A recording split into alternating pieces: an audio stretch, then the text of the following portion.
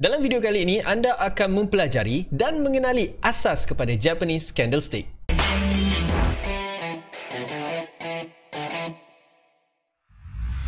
Anda bersama dengan saya Azwan Jupri ataupun di channel ini saya dikenali sebagai Trader AJ. Jadi seperti yang dijanjikan, dalam video kali ini kita akan mempelajari dan juga mengenali Japanese candlestick. Yang mana untuk pengetahuan anda, Japanese candlestick ini boleh digunakan sama ada untuk trading saham dan juga untuk trading forex.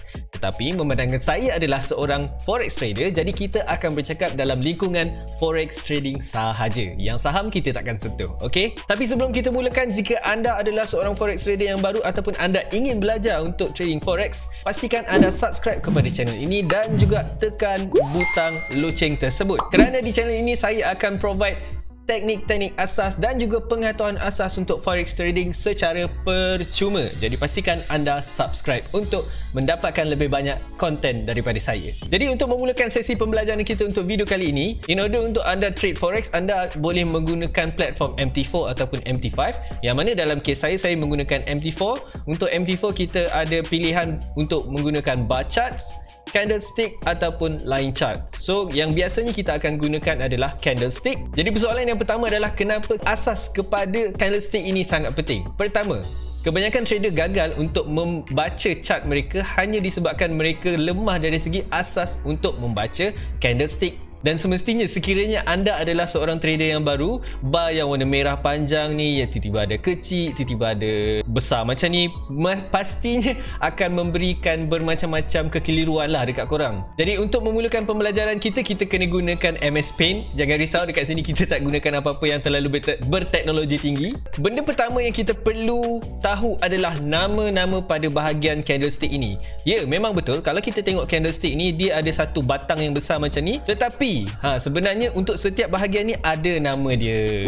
Alright, so for the sake of this video kita akan cakap dia ada organ lah, okay? So nama-nama organ ni kita kena kenal pasti dulu. Jadi ini adalah antara reka bentuk asas untuk sesebuah candlestick. Jadi kebanyakan orang dia akan pilih dua jenis colour, iaitu merah ataupun hijau. Sebenarnya colour ni macam-macam colour pun kita boleh decide dekat dalam MT4 ikut kepada kehendak masing-masing lah, ikut pada keselesaan masing-masing. Tapi kebanyakan trader menggunakan sistem warna merah dan juga warna hijau. Jadi perkara pertama dalam sesebuah candlestick yang kita kenali adalah ini dinamakan sebagai body. Okey, bahagian besar warna merah ni kita panggil sebagai body. Sama juga dengan warna hijau ni, ini kita dipanggil sebagai body. Seterusnya jika kita lihat dekat atas ni, ini ada satu garisan yang tertinggal ni, ini kita panggil sebagai shadow ataupun ada setengah orang panggil sebagai wick. So mana-mana pun boleh, shadow ataupun wick, W-I-C-K. Sama juga di bahagian bawah ni, ini kita panggil sebagai shadow ataupun wick. Okay, very simple.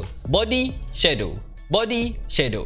Jadi sekiranya setiap bahagian pada candlestick ni ada nama, pastinya ianya ada membawa maksud. So pertama sekali kita tengok apa maksud body. Body ini membawa maksud kepada strength of seller or buyer.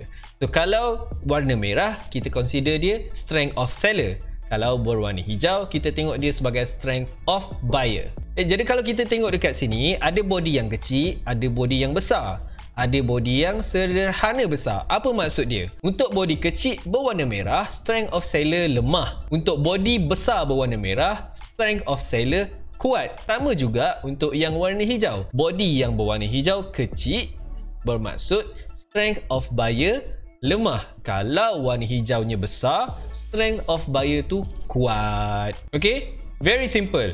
Kecil, lemah, besar, kuat. Merah, seller, hijau, buyer. Very simple.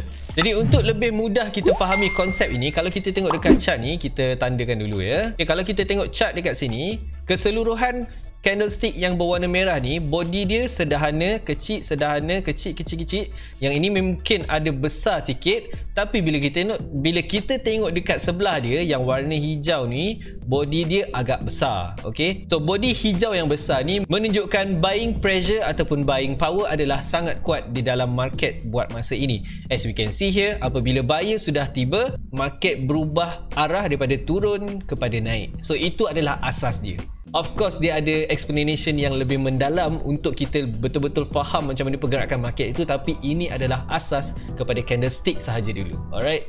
Seterusnya kita tutup cerita pasal body, kita cerita pasal shadow. Okay, shadow ni membawa maksud rejection. Okay, kalau kita tengok dekat sini, Sama juga dengan konsep body, kalau shadow tu panjang, maksudnya rejection tu besar. Kalau shadow tu pendek, maksudnya rejection tu kecil. Okey, macam mana kita nak memahami rejection? Dia sangat-sangat simple. Sekiranya kita nampak ada shadow yang panjang di atas, itu bermakna selling pressure adalah sangat tinggi. Maksudnya seller dah bersedia untuk menjual ataupun seller dah semakin ramai dalam market. Kalau kita nampak rejection dia sikit dekat bawah, itu bermakna ada buyer tapi tak cukup kuat untuk push market tu naik. Jadi sebaliknya, kalau kita nampak shadow panjang dekat bawah, itu menunjukkan bahawa buying pressure sudah ada ataupun sudah banyak. Dan of course, bila rejection dekat atas tu sikit, itu menunjukkan kelemahan ataupun kurangnya selling power di dalam market.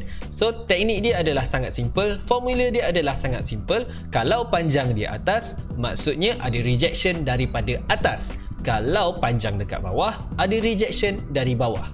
So, mungkin ada yang tertanya-tanya, macam mana kalau shadow tu dekat atas pun panjang, dekat bawah pun panjang? Jadi kalau korang ada jumpa candlestick yang macam ni, panjang dekat bawah, panjang dekat atas, ini menunjukkan rejection daripada bawah, iaitu daripada buyer dan juga daripada seller adalah sama-sama banyak. Ini akan membawa kepada maksud market is going into an indecision. Maksudnya market tak boleh nak decide nak naik ataupun nak turun. Okey, kita tengok contoh dekat dalam market ini. Candlestick ni kita perhatikan yang mana rejection daripada atas adalah sangat tinggi. Ini menunjukkan selling power adalah sangat-sangat kuat. Jadi apa yang kita boleh perhatikan, selepas movement menaik, bila candlestick sebegini muncul, kita boleh nampak dekat sini selling pressure memaksa market untuk berhenti naik dan turun sebentar. Okey, so itu function dia. Sebaliknya, kalau kita tengok dekat sini, contoh yang seterusnya lagi, candlestick ini. Okey, kita nampak dia punya rejection daripada bawah ni sangat-sangat panjang. Ini bermaksud ada buying pressure daripada bawah yang sangat meyakinkan sehingga menyebabkan market ini bertukar arah daripada turun kepada naik. Semestinya candlestick ini ada mempunyai nama-nama tersendiri daripada shape yang berbeza. Seperti contoh, kalau candlestick yang macam ni kita panggil sebagai pin bar. Kalau yang besar sebegini kita panggil sebagai Marubozu. Tetapi itu adalah topik untuk video yang lain. Kita takkan cover topik itu dalam video ini kerana ini hanya pembelajaran asas untuk anda membaca candlestick itu sendiri. Jadi benda terakhir yang kita akan tengok dalam sesi pembelajaran kali ini adalah bagaimana proses penghasilan sesebuah candlestick. Macam mana dia boleh jadi bentuk-bentuk macam ni? Kenapa ada yang kecil? Macam mana boleh ada yang besar? Candlestick merah ni dinamakan sebagai bearish candlestick. Yang hijau ni kita panggil sebagai bullish candlestick. Ataupun ada orang panggil candlestick merah, ada orang panggil candlestick hijau. Terpulang pada anda yang selesa nak sebut macam mana. Okey, kalau kita tengok yang merah ni, untuk sesebuah bearish candlestick, open price ataupun price itu bermula dari bahagian atas. Okey, so bahagian ini kita panggil sebagai open price. Apabila ada open, dia mesti ada close. So close price dia adalah di bahagian bawah. Yes, sangat simple. Kalau merah, kalau bearish, open di atas, close di bawah. Maksudnya price itu menurun. Jadi kalau yang hijau pula, disebabkan dia bullish, dia open di bawah. Dia terbalik dan close dia adalah di bahagian atas. Okey, sekarang kita dah tahu price open dekat sini, close kat sini untuk warna hijau. Tapi macam mana boleh ada shadow pula? Shadow ni bermaksud price pernah sampai dekat sini tapi dia patah balik. Sama juga dekat sini, price pernah sampai sini dan dia patah balik. Jadi itulah proses dia macam mana boleh terhasil body dan juga shadow. Jadi dekat sini kita akan tengok macam mana terhasilnya sesebuah candlestick secara raw. Ini adalah simulation yang kita buat. Okey, untuk candlestick yang ini kita nampak price dia bermula dekat sini. Kemudian tadi dia ada turun ke bawah dan sekarang dia naik atas. Body kita nampak hijau sekejap merah. Tetapi selagi price tu belum close, candlestick itu belum lagi sepenuhnya terhasil.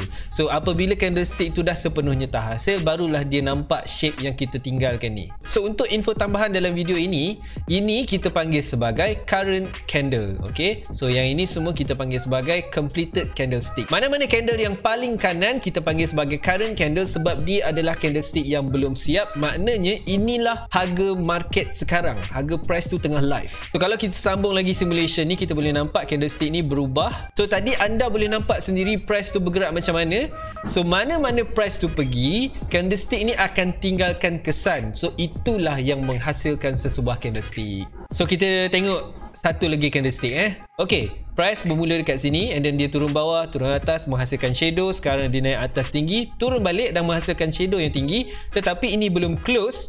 Apabila dia close sekejap lagi, apabila dia close, okay, yang kita nampak ini adalah paras price dia open.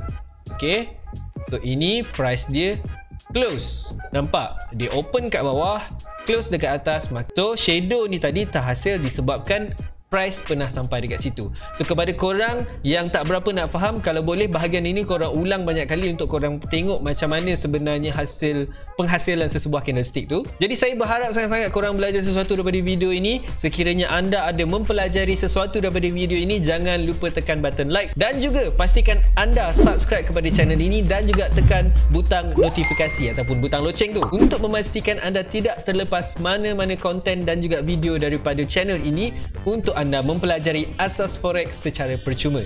Jadi saya Trader AJ. Thank you guys again for watching and I will see you guys again in the next video. Bye bye.